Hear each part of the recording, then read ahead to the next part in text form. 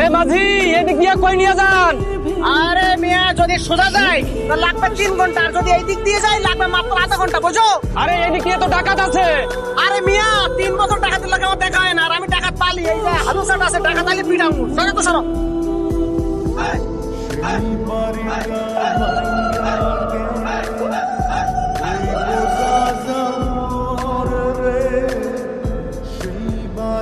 কিরে চিংড়ির পোনা কয়টা ধরছস?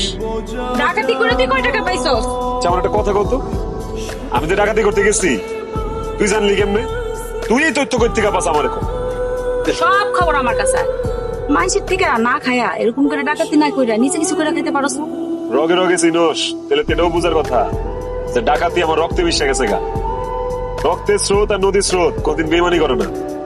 মাংসে ডাকাইতে রক্ত আয়া পড়ছে। তবে কথা দিতেছি,